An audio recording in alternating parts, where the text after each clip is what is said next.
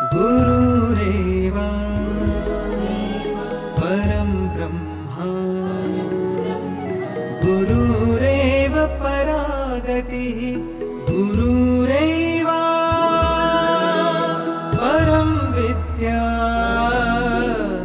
गुरुरेव परं धनं गुरुरेव परः काम गुरुरेव दिगंबरा।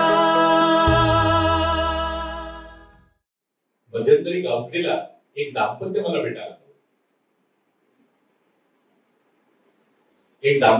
भेटायला आलं। ते बोलताना कसं नाही, आपल्याला स्वामींनी कृपा केली, आपण भक्ती केली असेल म्हटलं नाही. त्या ताईला म्हटलं, ताई या जन्मामध्ये माझ्याकडून काहीच भक्ती वगैरे घडलेली नाही. स्वामींनी कृपा केली, अगोदर सगळं दिलं आणि आता ते त्यांचं कार्य करून घेतात काही प्रमाणात.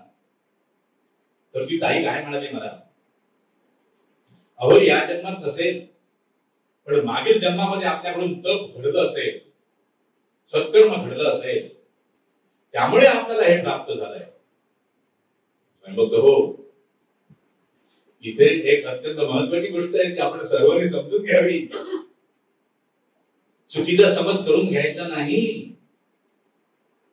माझ्या मागील जन्मामध्ये जरी माझ्याकडून तप घडलेला असू द्या अथवा सत्कर्मांचा यज्ञ घडलेला असू द्या,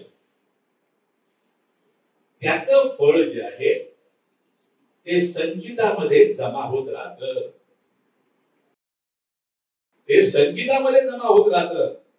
मात्र जोपर्यंत यांची कृपा होत नाही, जोपर्यंत श्री स्वामी समर्थ देवांची त्या परब्रह्माची कृपा होत नाही, आपल्याकडून घडलेलं सत्कर्म सुद्धा आपल्याला फळ देण्यासाठी आपल्या समोर उपस्थित होत नाही. हे अत्यंत महत्वाचं आहे.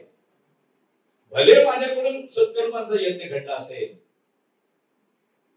पण प्रारब्ध म्हणून माझ्या समोर जे उभं राहतं, त्यासाठी या परब्रह्म श्री स्वामी समर्थांचीच कृपा आवश्यक आहे.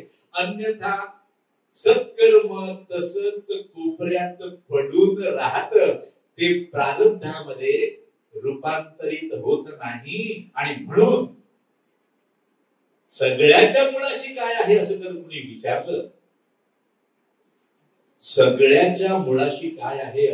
विचारलं, तर स्वामी भक्ताने एकच उत्तर द्यायचं एका सुरात, आणि ते म्हणजे सगळ्याच्या मुळाशी श्री स्वामी समर्थ देवांची कृपा आहे. त्यांच्या कृपेशिवाय काही होत नाही. त्यांच्या कृपेशिवाय पाऊसही पडत नाही आणि त्यांच्या कृपेशिवाय ऊनही पडत नाही.